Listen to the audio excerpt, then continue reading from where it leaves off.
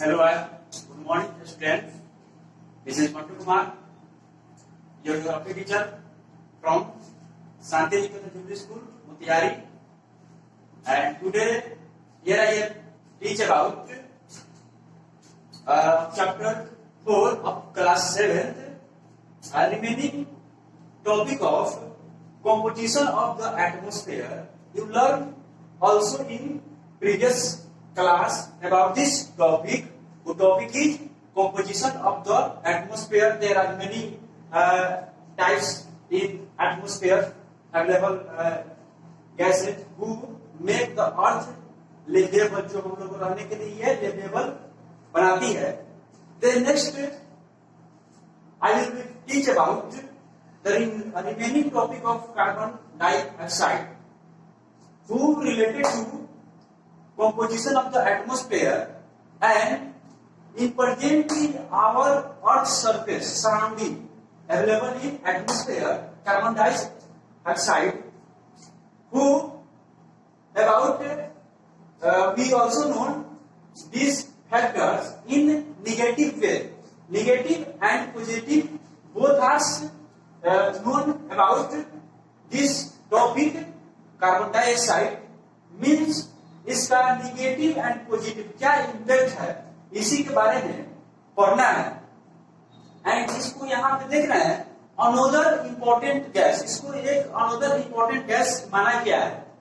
क्यों, इसका जवाब यहाँ पे देखेंगे. क्योंकि आपका जो composition of the atmosphere topic है उसी का रिलेटेड है. बुक में जो फर्स्ट सेकंड पैराग्राफ दिया हुआ है सेकंड टॉपिक में, उसमें थोड़ा सा इसका इंट्रोड्यूस केवल कराया गया है. देन डीपली इसको पढ़ेंगे कार्बन डाइऑक्साइड के क्या इम्पैक्ट है, क्या इस एटमॉस्फेयर पे इसका इम्पैक्ट पड़ता है, उसके बारे में. So let us start. Carbon dioxide. Carbon dioxide इसको CO2 शॉर्ट फॉर्म बोल सकते हैं. तो CO2 द्वारा सूचित किया जाता है. जहां CO2 देखेंगे उसको कार्बन डाइऑक्साइड भी पढ़ेंगे.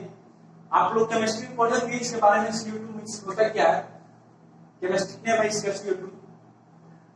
तो अनोदर इंपॉर्टेंट गैस, इसको अनोदर इंपॉर्टेंट गैस कहा जा रहा है. क्यों? बिकॉज अब यहाँ पे हम पूछ सकते हैं व्हाई, क्यों इसको इंपॉर्टेंट अनोदर इंपॉर्टेंट गैस बोलेंगे. देन बिकॉज ग्रीन प्लांट यहाँ पे दिया हुआ है. ग्रीन प्लांट यानी जो हरे पौधे होते हैं जिसको शॉर्ट फॉर्म में केमिस्ट्री में पादप कहा जाता है हिंदी में.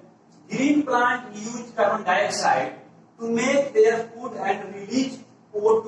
O2 means oxygen.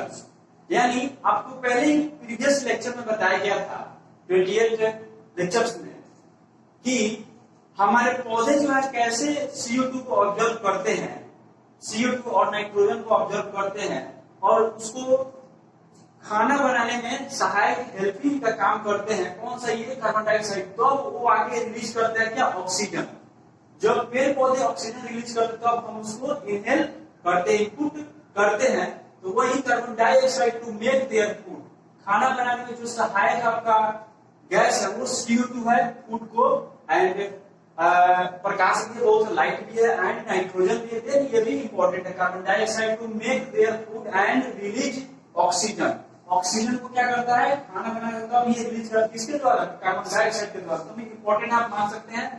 देन उसके बाद the amount of carbon dioxide, इसकी जो अमाउंट जो है CO2 की release by the human and animals seems to be equal to the amount. अब ये आप इक्वल टू द अमाउंट का मतलब कहने का मतलब हुआ. देन उसके बाद कौन लेते हैं? Amount used by the plants, जो इसके द्वारा यूज किया जाता है पौधों द्वारा. Plants which makes a perfect balance, जो एक परफेक्ट बैलेंस क्रिएट करता है. कैसे? मींस जितना मुझे ऑक्सीजन की जरूरत है तो इस ईयर में अवेलेबल है, मुझे जितनी जरूरत पड़े उतने उसको ले लीजिए. देन उसके बाद रिलीज क्या कर रहे हैं? Carbon dioxide CO2. तो जितने एनिमल्स एंड ह्यूमन जो मानव है वो रिलीज कर रहे हैं क्या? Carbon dioxide. तो वो उतना ऑब्जर्व क्या कर पेड़ पौधे कर रहे हैं. तो ये एक बैलेंस बना हुआ है पेड़ पौधों के बीच में और हमारे जीव जंतुओं के बीच में किसके द्वारा, इन गैसों के द्वारा और ऑक्सीजन के द्वारा जो परफेक्ट बैलेंस क्रिएट करता है। अब कैसे क्रिएट करता है इसके पहले लेक्चर में बताया गया था, देन टाइम एक्सपेंड होगा, अभी उसको नहीं बताएंगे। देन अब उसके बाद है कैसे बैलेंस यहाँ पे मेंटेन किया, देन पेड़ पौधे कैसे CO2 को रिलीज कर रहे हैं, देन हम कैसे उसको ऑब्जर्व कर रहे हैं, हम कैसे उसको हम कैसे उसको रिलीज कर रहे हैं, देन एक परफेक्ट बैलेंस बना हुआ है। देन उसके बाद है increasing CO2, increasing carbon dioxide and its impact. Its impact का मतलब इसके निगेटिव वे में देखेंगे, इसके निगेटिव वे में देखेंगे क्या इसका इम्पैक्ट है। अगर CO2 का इंक्रीजिंग होता बढ़ता है तब एक तो बैलेंस में एक मेंटेन किया होता है वहां तक तो ठीक है, अब इंक्रीज होता है इसका क्या इम्पैक्ट हमारे एटमॉस्फेयर पे और हमारे जीव जंतु पे हमारे ऊपर क्या इसका इम्पैक्ट पड़ता है उसको यहाँ पे देखेंगे। तो वही टॉपिक है increasing carbon dioxide and its impact, इसका क्या इम्पैक्ट पड़ता है इन इस तरह देखेंगे निगेटिव वे में। पॉजिटिव वे में तो देख लिए कहां तक, जहां तक पॉजिटिव कहां तक, जहां तक एक बैलेंस बना हुआ वहीं तक। देन अब यहाँ पे एक क्वेश्चन आ रहा है, why do we require carbon dioxide, हमें इस CO2 की क्या आवश्यकता है, क्यों जरूरत है इसको। तो यहाँ पे देखेंगे दिया हुआ है, it's creates green house effect. Green house effect जो आपका जीवाणु होता है, कैसे ग्रीन हाउस इफेक्ट ये क्रिएट करता है, तो ये किसके ऊपर ये जाता है, आपके कार्बन डाइऑक्साइड के ऊपर ही। ग्रीन हाउस का इफेक्ट मान लो हमारा अर्थ हो गया, यहाँ पे एक एग्जांपल समझेंगे, यहाँ पे ध्यान देंगे, ये हमारा अर्थ हो गया और जस्ट इसके अपर में यहाँ पे सन और ये लाइट उत्सर्जित कर रहे हैं यहाँ से, लाइट कहाँ पे आ रही है, हमारे अर्थ पे आ रही है यहाँ पे। अब इसके चारों तरफ में क्या है, आपका एयर का लेयर यहाँ पे बिखरा पड़ा है हमारे अर्थ के सराउंडिंग में चारों तरफ। अब ये CO2 क्या करता है, सन द्वारा जो हीट आता है, रेडिएट जो करता है, सन द्वारा हीट एंड लाइट दोनों आ रहे हैं, हीट एंड लाइट दोनों कहां पे है, अर्थ सरफेस पे। अब यहां से जो लाइट आ रही है रिफ्लेक्ट हो करके फिर कहां जा रही है, ऊपर जा रही है। तो जैसे बताया गया था इस लेयर में मौजूद लेयर भी प्रेजेंट है, कहां पे है, इस टॉपिक के बाद पढ़ेंगे। तो उसको क्या करता है, ऑब्जर्व करता है, जिसमें जब यहाँ पे सन द्वारा लाइट एंड हीट दोनों हमारे अर्थ सरफेस पे आ रही है और इसको ऑब्जर्व करके एक हीट बनाए रखती है, एक कौन सा एटमॉस्फेयर जो हमारा एयर का लेयर है वो इस हीट को ऑब्जर्व करके हीट बनाए रखती है, जिसको ग्रीन हाउस इफेक्ट भी कहा जाता है। यानी CO2 के द्वारा ही, CO2 की भी यहाँ प्रेजेंटेशन है जो हमारे हीट को ऑब्जर्व करके यानी एक तरह से रोक करके हमारे अर्थ को हीट करके बनाए रखती है, जो रातों में क्या मतलब रात में भी हमारी अर्थ जो है वो हीट रहती है। अगर ये आपका CO2 नहीं रहता तो दिन में काफी गर्म और रात में काफी ठंडी हो जाती, फ्रीजिंग का भी रात में संभावना हो सकती थी। देन ग्रीन हाउस इफेक्ट कैसे क्रिएट करता है, CO2 ये समझे। देन उसके बाद by trapping the heat radiation, क्योंकि हीट रेडिएशन ट्रैपिंग करता है कहां से, सन द्वारा। सन द्वारा हीट कहां पे आ रहा है, अर्थ पे यहाँ पे, और फिर ये ट्रैपिंग कर रहा है, रिफ्लेक्ट कर रहा है, फिर ऊपर की तरफ जा रहा है। ट्रैपिंग फ्रॉम द अर्थ, कहां से, अर्थ से ट्रैपिंग हो रहा है क्या, heat radiating. Then earth atmosphere because liveable, तो इसको एक तरफ से कहा, इसी सब एटमॉस्फेयर कहा जाएगा और वो हमारे अर्थ को क्या करता है, लिवेबल बना, हम लोग रहने लायक ये बनाता है, रेडिएट करता है हीट यहाँ से। तो ये क्या ऑब्जर्व करके हमारे पूरे भूमि को हीट बनाए रखता है। देन उसके बाद है what is the problem with, ध्यान से देखेंगे, what is the problem is increasing carbon dioxide. अब इसके साथ क्या है, अगर प्रॉब्लम है तो इसको यहाँ पूरी तरह से हटा देना चाहिए, प्रॉब्लम तो है इससे, लेकिन कब, जब इंक्रीजिंग की बात कर रहा है, यहाँ जब लेवल एक बैलेंस्ड लेवल से जब बढ़ता है ऊपर की तरफ, CO2 की इंक्रीजिंग मात्रा की जब बढ़ोतरी होती है इस एटमॉस्फेयर में, तब ये हम लोग को प्रॉब्लम क्रिएट करता है। कौन से प्रॉब्लम क्रिएट करता है उसको यहाँ पे देखेंगे। तो when जब इसका level in the atmosphere increases due to factory, किसके कारण यहाँ पे इंक्रीज हो रहा है CO2 का, तो then due to factory smoke और कार फ्यूल्स। अब कैसे स्मोक और फैक्ट्री द्वारा ये, तो सबसे अधिक उत्सर्जित तो एक तो हम लोग CO2 इनहेल करते हैं और रिलीज क्या करते हैं, CO2 कार्बन डाइऑक्साइड के तौर तो एक बैलेंस क्रिएट किए हुए है। अब हमारे अर्थ पे चूंकि मॉडर्नाइजेशन लगातार होते जा रही है, जिसके कारण बहुत सारे फैक्ट्री, बड़े बड़े फैक्ट्री उद्योग ये सारे स्थापित हो रहे हैं। उस फैक्ट्री उद्योगों द्वारा जो बहुत सारे केमिकल्स निकलते हैं और उस फैक्ट्री द्वारा जो स्मोक निकलती है, धुआं निकलती है, धुआं द्वारा CO2 की उत्सर्जित होती है। तो स्मोक द्वारा जो गैस उत्सर्जित वो क्या है, CO2, जो हमारे ओजोन लेवल को भी काफी हानि पहुंचाती है। देन और कार फ्यूल्स, जो हम बाइक यूज करते हैं, कार यूज करते हैं, उन बाइक और कार के स्मोक द्वारा भी CO2 का ये मात्रा काफी बढ़ती है। देन एक तरह से काफी ज्यादातर रूप में हम लोग प्रयोग कर रहे हैं इलेक्ट्रॉनिक सामान की, जिसके कारण CO2 का लेवल क्या है, इंक्रीजिंग लगातार हो रहा है, जिसके कारण ये बैलेंस जो बना हुआ है, एक चैन सर्कल जिसको कहते हैं, वो बना हुआ, वो क्या है, एक तरह से वो टूटता हुआ बिखरता हुआ नजर आ रहा है। देन इसको संभालने की जरूरत है, कैसे, amount of heat radiant also increase, क्योंकि इसके काफी मात्रा में हीट रेडिएंट करता है, जिसके कारण CO2 में आपकी इंक्रीजिंग होती है, लेवल होता है, इसके कारण अर्थ टेम्परेचर क्या होता है, अब CO2 की मात्रा अधिक बढ़ेगी तो अर्थ का टेम्परेचर क्या होगा, अधिक गर्म हो जाएगा, और अधिक गर्म हो जाने पर क्या होगा, हमारे अर्थ के पोलर एरिया में बहुत सारे ग्लेशियर्स पाए जाते हैं। ग्लोबल वार्मिंग आपका बढ़ेगा, ग्लोबल वार्मिंग काफी गर्मी बढ़ेगा, ग्लोबल वार्मिंग बढ़ने से काफी सारे खतरा आ जाए। ग्लोबल वार्मिंग बढ़ेगा तो जितने बर्फ वो सारे पिघलने लगेंगे, पिघलने के बाद सी लेवल बढ़ेगा, आइलैंड जितने वो सारे डूब जाएंगे। तो अर्थ टेम्परेचर कैसे बढ़ रहा है, increasing.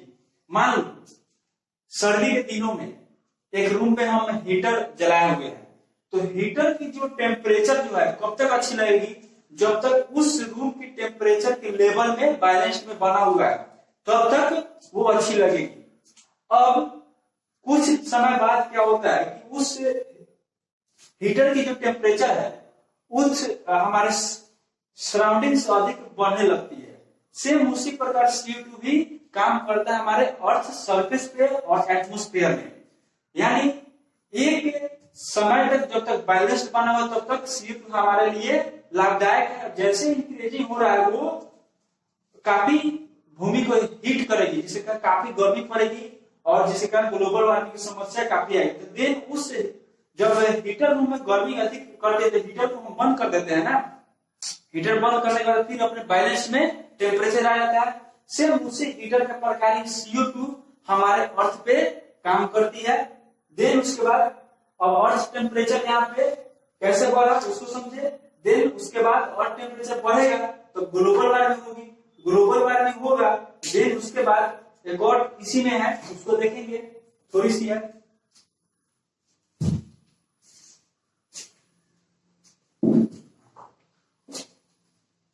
Increasing carbon dioxide and its effect, वही पहले वाला टॉपिक है।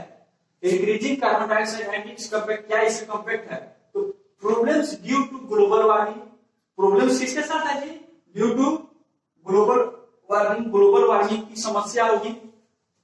And melting of snow glacier, जब ग्लोबल वार्मिंग काफी हीट रेडिएट होगा तो ग्लोबल वार्मिंग की समस्या होगी। There is a melting of snow and glacier, क्या पिघलने लगेगा जी, जितने बर्फ हैं हमारे पोलर एरिया में, बहुत सारे बर्फ, हिमालय में बहुत सारे बर्फ हैं। तो आप न्यूज में भी सुनिएगा कि बराबर की हिमालय की बड़ी बड़ी जो चोटी है वो टूट करके नीचे गिर रही है। देन वही बर्फ का जो होता है शिला, क्योंकि हम जैसे भी हाइट के ऊपर में जैसे जैसे बढ़ते जाएंगे टेम्परेचर क्या होता है, डिग्रेडेड हो जाता है। कारण नहीं है कि हमारे माउंट एवरेस्ट पे माइनस में टेम्परेचर रहता है और ग्लेशियर बढ़कर पाया जाता है, तो ग्लेशियर भी पिघलने लगा। और पोलर एरिया में ग्लेशियर पाया जाता है क्योंकि यहाँ पे सन का लाइट नहीं पहुंच पाता है। यहाँ इक्वेटर पर तो आपका डायरेक्ट सन का हीट द्वारा पड़े, जिसके कारण यहाँ पे इस एरिया में बहुत कम मात्रा में आपको ये पाए जाएंगे बर्फ वगैरह। लेकिन पोलर एरिया पूर्ण रूप से क्या है आपका बर्फीली एरिया, क्योंकि यहाँ पे नहीं पहुंच पाता है, सन का लाइट यहाँ पे नहीं पहुंच पाने के कारण क्या होता है ग्लेशियर ही पाए जाते हैं, तो सारे पिघलने लगेंगे। ये सब पिघल रहे कहाँ है, समुद्र में। तो समुद्र का लेवल क्या होगा, राइजिंग सी लेवल्स। जब समुद्र का लेवल बढ़ेगा तो जब ग्लेशियर जब पिघलता है तो वाटर के फॉर्म में आता है, तो सी लेवल जब बढ़ेगा समुद्र में आकर के, तो सी के किनारे किनारे बहुत सारे बड़े बड़े शहर जो आपको निवास करते हैं। तो मान लो ये सी हो गया, यहाँ पे पहले पानी यहाँ तक है, जब सी लेवल बढ़ेगा तो पानी यहाँ तक है, तो उसकी एक जो बॉर्डर सीमा है वो भी क्रॉस करेगी यहाँ पे। और जब बॉर्डर सीमा क्रॉस करेगी, इधर क्या पाया जाता है, इधर बहुत सारे बहुत डेंसिटी में आपका यहाँ पे पॉपुलेशन पाया जाता है। तो इस पॉपुलेशन एरिया में क्या होगा, इसकी वाटर इन कर जाएगी। देन उसके बाद क्या होगा, फ्लड इन कोस्टल एरिया। कोस्टल एरिया में क्या होगा, बाढ़ की समस्या उत्पन्न हो सकती है। देन उसके बाद सबमर्ज ऑफ आइसलैंड। सबसे बड़ी समस्या जो है आइसलैंड जो है वो क्या हो जाएगी, इसमें मेल्ट कर जाएगी, मिल जाएगी। किस इस वाटर में जब सी का लेवल बढ़ेगा तो बहुत सारे सी में टापू छोटे छोटे पाए जाते हैं। उस टापू में क्या होता है, जहाँ पे टेम्परेचर माइनस में वहां पे आइलैंड पाए जाते हैं। उस आइलैंड पे जनसंख्या भी है, पॉपुलेशन भी है, तो सब सबमर्ज कर देंगे। इस ग्लोबल वार्मिंग के कारण इस समुद्र में क्या कर देंगे, सबमर्ज कर देंगे। देन उसके बाद drastic change in climate, drastic changing होगा हमारे क्या जलवायु में। देन उसके बाद बहुत सारे प्रॉब्लम क्रिएट हो जाएंगे, हमारी मानव सभ्यता की भी समाप्ति हो सकती है। देन इसके कारण है CO2 लेवल इंक्रीजिंग हो जाने के कारण। तो ये हद तक यहाँ पे कार्बन डाइऑक्साइड हमारे एटमॉस्फेयर में सही है। जैसे ही बढ़ता है, अगर इंक्रीजिंग होता है, हमारे बैलेंस को बिगाड़ता है, चेन को बिगाड़ता है, तो एक चेन सर्कुलेशन में ये सही है। सबके एक चेन सर्कुलेशन बना हुआ है। जैसे हमारे चैप्टर क्या है, एयर के बाद वाटर पढ़ेंगे, जो रिलेटेड किससे, आपका फर्स्ट चैप्टर से रिलेटेड है, जिसमें लिथोस्फीयर, एटमॉस्फेयर, हाइड्रोस्फीयर पढ़े थे। और इन तीनों को मिलाकर क्या एक बायोस्फीयर बनता है, जहां पे हम लोग निवास करते हैं। देन उसके बाद आपका चैप्टर समाप्त हुआ। इसका स्क्रीनशॉट आप अभी ले लेंगे। देन इसको इस बोर्ड हटाने के बाद पीछे वाला स्क्रीनशॉट लेकर आप कॉपी में नोट कर लेंगे। Then thank you. अभी इसको स्क्रीनशॉट लेंगे। राइट, हो गया।